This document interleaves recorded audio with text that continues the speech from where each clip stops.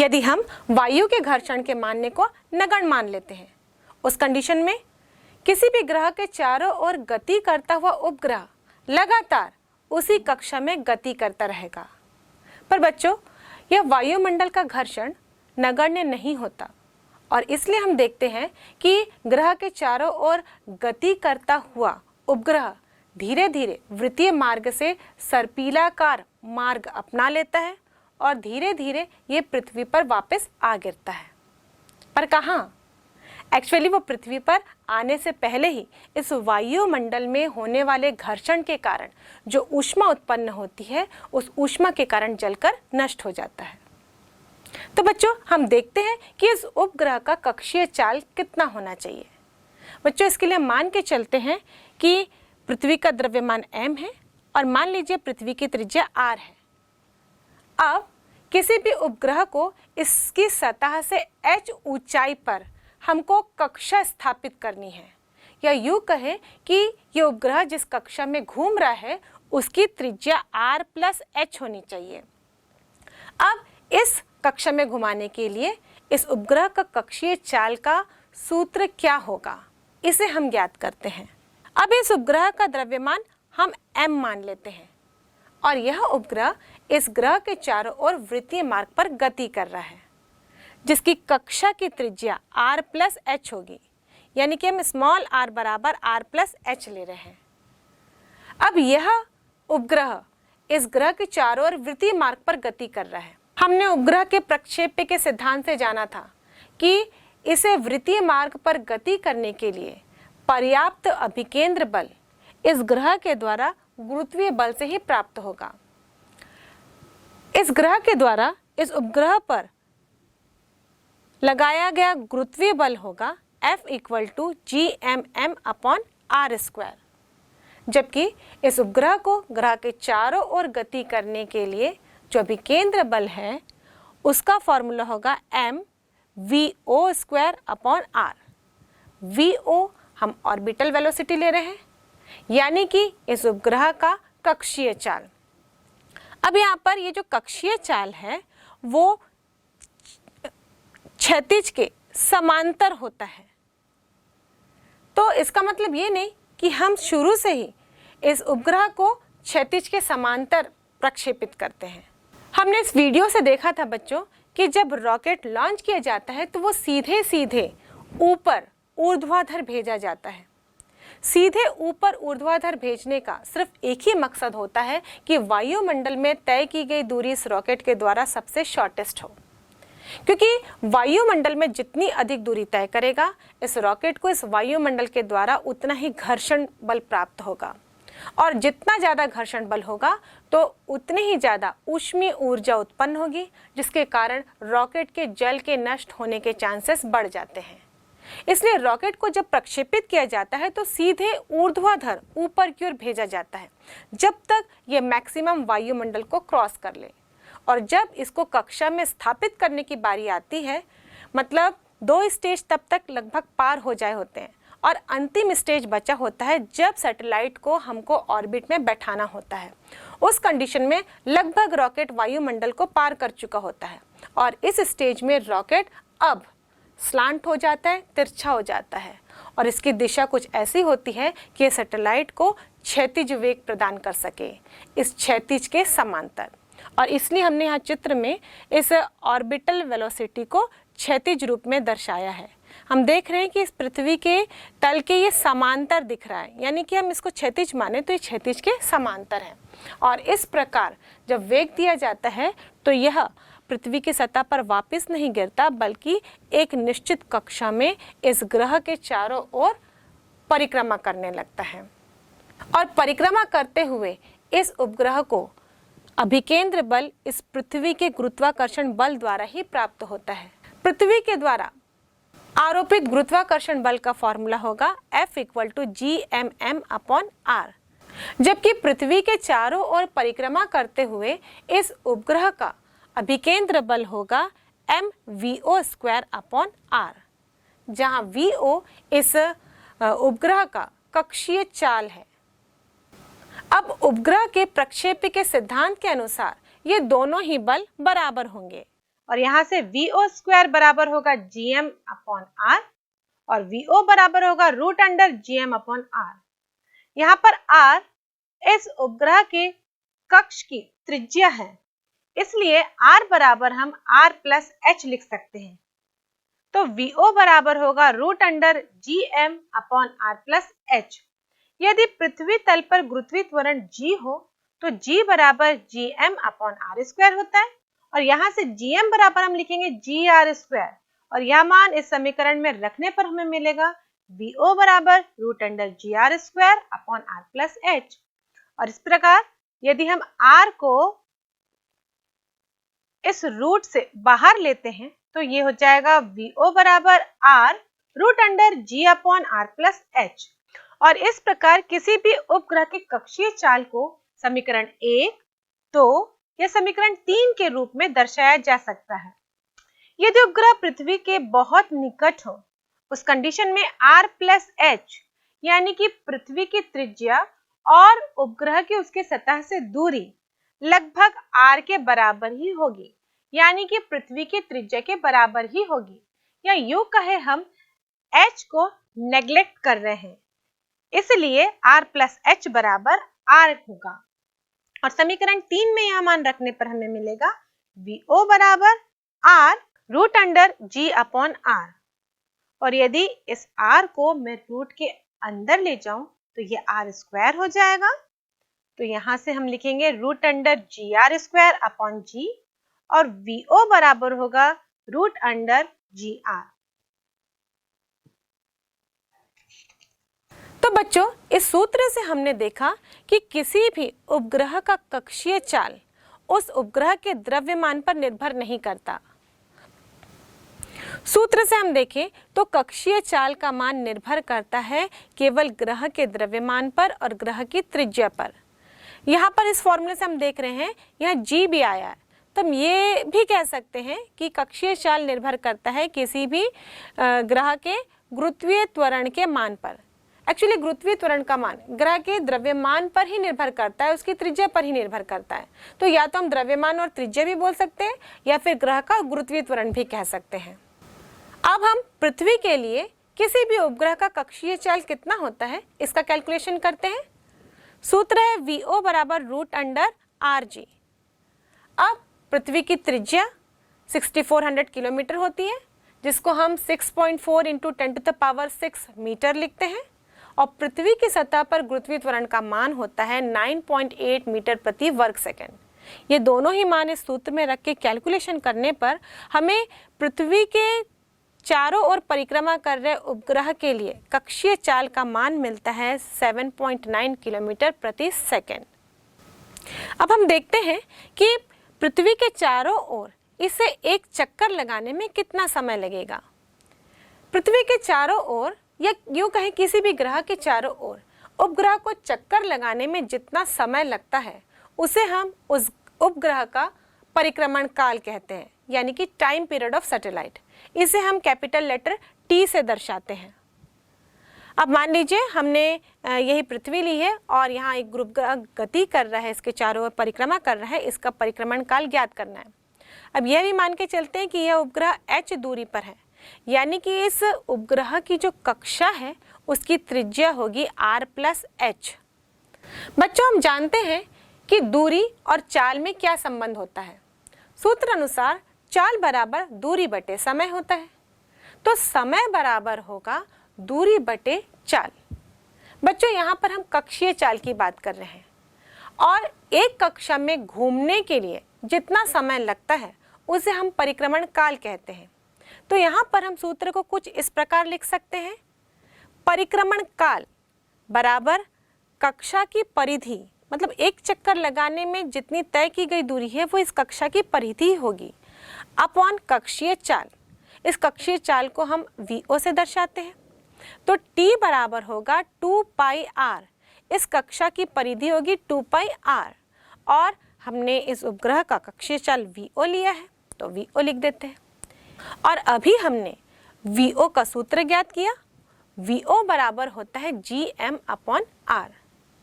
तो यहाँ पर हम मान को सब्स्टिट्यूट करते हैं, तो T बराबर होगा 2 pi R, upon root under GM/r। अब ये अपॉन में है, इसको व्युत्क्रम करके हम गुणा में लिख देते हैं, तो t बराबर होगा 2πr into root r upon GM। अब देखिए ये रूट के बाहर एक r है, ये रूट के बाहर कैसे आया होगा, जब इसमें वर्ग होगा। तो यदि इसे मैं रूट के अंदर लिखूंगी तो वर्ग करके लिखूंगी, तो इस प्रकार लिखा जा सकता है t equal to 2π root under r into R square, मतलब r का वर्ग करके हम इसको अंदर कर दिए, अपॉन GM। अब ये वर्ग और एक r मिल के r क्यूब बना देंगे। अब इस फॉर्मूले में हम GM का मान रखेंगे। हम जानते हैं बच्चों गुरुत्वीय त्वरण G बराबर होता है GM/r स्क्वायर, तो यहाँ से GM बराबर हो जाएगा GR स्क्वायर।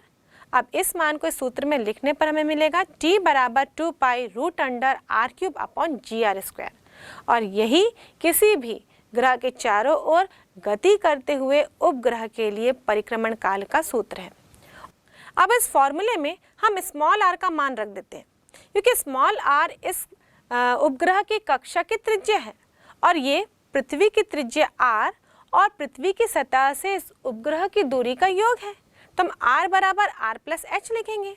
तो फॉर्मूला हो जाएगा t बराबर 2π root under r plus H cube upon GR square.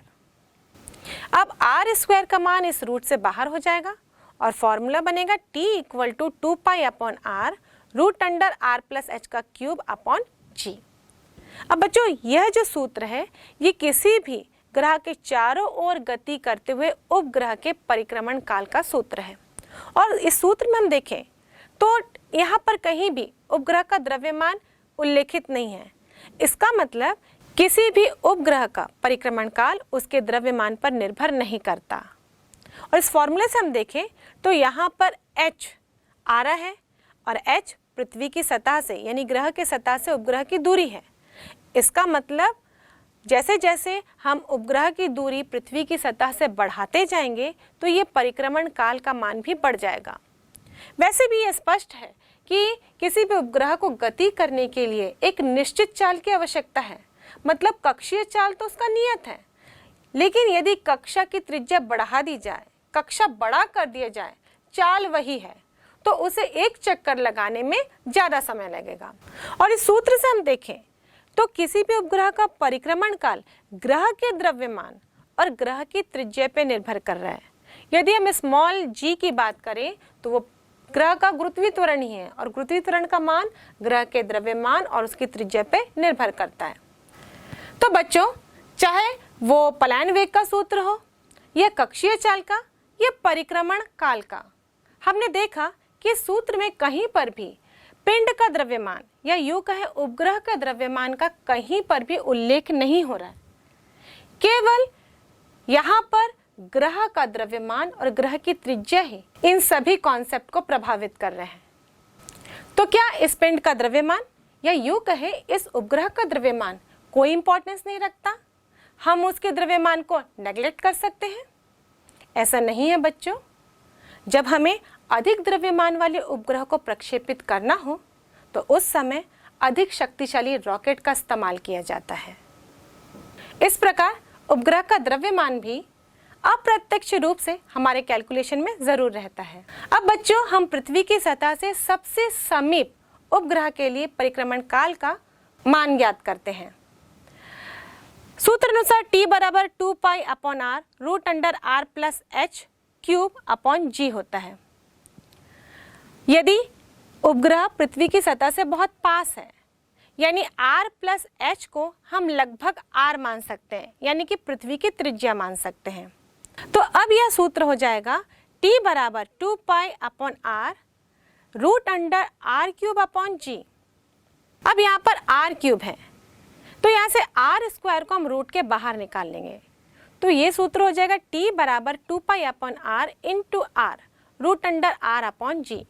यहाँ से r और r कैंसिल हो जाएगा तो t होगा 2π root under r upon g। और यहाँ पर r और g का मान और पाई का मान यदि सूत्र में रखें तो हम पृथ्वी के सबसे समीप उपग्रह के परिक्रमण काल का कैलकुलेशन कर सकते हैं। पृथ्वी की त्रिज्या होती है r बराबर 6.4 इंटू 10⁻6 मीटर पर सेकेंड, g बराबर होता है 9.8 मीटर पर सेकेंड पृथ्वी की सतह के लिए, और पाई का मान हम 3.14 लेते हैं और इन सारे मान को इस फॉर्मूले में सब्स्टिट्यूट करने पर हमें पृथ्वी के सबसे पास वाले उपग्रह का परिक्रमण काल का मान मिलेगा 5074 सेकेंड और इसे यदि मिनट में चेंज करूं तो ये होगा t बराबर 84.4 मिनट, लगभग इसके आसपास ही ये मान आएगा। तो इस प्रकार हम देखें कि जो सबसे पास उपग्रह है उसका ऑर्बिटल वेलोसिटी यानी कि कक्षीय चाल 7.9 किलोमीटर पर सेकेंड है और इसका परिक्रमण काल 84.4 मिनट का होगा। तो बच्चों इसी फॉर्मूले के आधार पर चलो एक न्यूमेरिकल क्वेश्चन भी बनाते हैं। पृथ्वी तल से 2000 किलोमीटर की ऊंचाई पर परिक्रमा करने वाले कृत्रिम उपग्रह के कक्षीय वेग एवं परिक्रमण काल की गणना कीजिए। पृथ्वी की त्रिज्या 6.4 इंटू 10⁶ मीटर तथा गुरुत्वीय त्वरण 10 मीटर प्रति सेकंड लीजिए। बच्चों इस प्रश्न में दिया गया है पृथ्वी की त्रिज्या 6.4 इंटू 10⁶ मीटर है यानी कि r का मान दिया गया है और पृथ्वी की सतह से इस उपग्रह की दूरी यानी कि हाइट बराबर 2000 किलोमीटर है। तो हम लिखेंगे 2000 इंटू 10⁻³ मीटर और इसे हम लिख सकते हैं 2 इंटू 10⁶ मीटर और g बराबर है 10 मीटर प्रति सेकेंड और इस प्रकार VO बराबर होगा r √g/r+h और VO का मान और इन सारे मान को इस सूत्र पर रखने पर हमें मिलेगा VO बराबर 6.4 इंटू 10⁶ √10/6.4 इंटू 10⁶ प्लस 2 इंटू 10⁶ और सरल करने पर हमें VO बराबर प्राप्त होगा 6.98 इंटू 10⁻³ मीटर प्रति सेकेंड। तो इसे किलोमीटर पे हम लिख सकते हैं 6.98 किलोमीटर प्रति सेकेंड। अब हम इस उपग्रह के लिए परिक्रमण काल ज्ञात करेंगे। तो परिक्रमण काल का सूत्र होता है t बराबर 2 पाई ब्रैकेट के अंदर r+h/VO। अब सारे मान को हम इस सूत्र पे रख देते हैं। हमें मिलेगा 2 इंटू 3.14 ब्रैकेट के अंदर 6.4 into 10⁶ plus 2 into 10⁶ upon 6.98 into 10⁻³ और इन सबको हल करने पर हमें प्राप्त होगा t बराबर 7557.5 सेकेंड। अब इसे हम घंटे में भी कन्वर्ट कर सकते हैं। हम जानते हैं कि एक घंटे में 3600 सेकेंड होते हैं तो एक सेकेंड बराबर 1/3600 घंटे होंगे यानी कि इस मान को 3600 से भाग देने पर हमें मिलेगा 2.10 और इस प्रकार हम कह सकते हैं कि इस उपग्रह का परिक्रमण काल 2.10 घंटे का होगा। चलिए बच्चों अब हम पलायन वेग और कक्षीय चाल में संबंध स्थापित करते हैं। इस संबंध के आधार पर न्यूमेरिकल क्वेश्चंस भी आपको एग्जाम में देखने को मिलेंगे और इसका डेरिवेशन भी एग्जाम में आता है। बच्चों हमने पलायन वेग का सूत्र ज्ञात किया था VE बराबर √2gr, जबकि ऑर्बिटल वेलोसिटी कक्षीय चाल का सूत्र है VO बराबर √gr। यदि VE को VO से भाग दूं तो होगा √2gr अपॉन √gr। यहाँ से √gr कैंसिल हो जाएगा तो VE बराबर VO होगा √2 और इस प्रकार हम देखें कि VE बराबर होगा √2 इंटू VO और हम यूँ कह सकते हैं कि किसी भी ग्रह के लिए पलायन वेग का मान उसके कक्षीय चाल के मान से √2 गुना होगा। या दूसरे शब्दों में हम कहें कि मान लीजिए एक ग्रह है, उसके चारों ओर एक उपग्रह किसी नियत कक्षीय चाल पर घूम रहा है। यदि उस उपग्रह के कक्षीय चाल को √2 गुना बढ़ा दिया जाए यानी 1.414 से गुणा कर दिया जाए तो वह उपग्रह उस ग्रह के गुरुत्वीय क्षेत्र से पलायन कर जाएगा। अब बच्चों हम तुल्यकाली या भूस्थायी उपग्रह के बारे में चर्चा करते हैं, जिसे हम इंग्लिश में जियो स्टेशनरी या जियो सिंक्रोनस सैटेलाइट के नाम से जानते हैं। जैसा कि बच्चों नाम से ही समझ में आ रहा है, भू-स्थायी, यानी कि एक निश्चित भूभाग के सापेक्ष उसकी स्थिति में परिवर्तन नहीं होना। और ये कैसे संभव हो सकता है, और ऐसा होने के लिए इस सैटेलाइट में क्या क्या विशेषताएं होनी चाहिए? बच्चों, हम जानते हैं कि पृथ्वी सूर्य के चारों ओर चक्कर लगा रही है। इसके साथ साथ पृथ्वी अपने अक्ष पर भी घूर्णी गति कर रही है, पश्चिम से पूर्व की ओर। अब किसी सैटेलाइट को एक निश्चित भूभाग के सापेक्ष स्थायी रहना है। मान लेते हैं ये पृथ्वी है, ये घूर्णन अक्ष के सापेक्ष घूर्णी गति कर रही है पश्चिम से पूर्व की ओर। मान लीजिए हम एक क्षेत्र ले लेते हैं, इसके सापेक्ष इस सैटेलाइट को हमेशा स्थायी रहना है। तो कैसे ये स्थायी रहेगा? जब यह सैटेलाइट भी पश्चिम से पूर्व की ओर घूमेगा। इस सैटेलाइट का घूर्णन अक्ष पृथ्वी का घूर्णन अक्ष ही होगा। साथ ही ये जो भूमध्य रेखा है, जो पृथ्वी को बराबर दो भागों में विभाजित करती है, इस तल पर ही इस सैटेलाइट का घूर्णन तल हो। और पृथ्वी अपने अक्ष पर घूमते हुए एक चक्कर 24 घंटे में लगाती है। तो इस सैटेलाइट को भी एक चक्कर 24 घंटे में ही लगाने हो। तो इस प्रकार हम देखें कि भू-स्थायी यानी कि जियो स्टेशनरी सैटेलाइट की निम्न विशेषताएं होनी चाहिए। पहला, इसका परिक्रमण काल 24 घंटे होना चाहिए। इसका घूर्णन अक्ष पृथ्वी का घूर्णन अक्ष ही होना चाहिए। इसका घूर्णन तल पृथ्वी के भूमध्य रेखा से गुजरने वाला तल होना चाहिए। और साथ ही ये पृथ्वी के चारों ओर पश्चिम से पूर्व दिशा की ओर गति करे। और जिस कक्षा में ये जियो स्टेशनरी सैटेलाइट चक्कर लगाता है, उस कक्षा को हम स्पेशल नाम से पुकारते हैं। इसे हम पार्किंग कक्ष कहते हैं, यानी कि पार्किंग ऑर्बिट, क्योंकि ऐसा प्रतीत होता है कि हमने सैटेलाइट को इस भूस्थल के सापेक्ष पार्क कर दिया है, और इसी के आधार पर इसकी कक्षा को हम पार्किंग कक्षा के नाम से पुकारते हैं।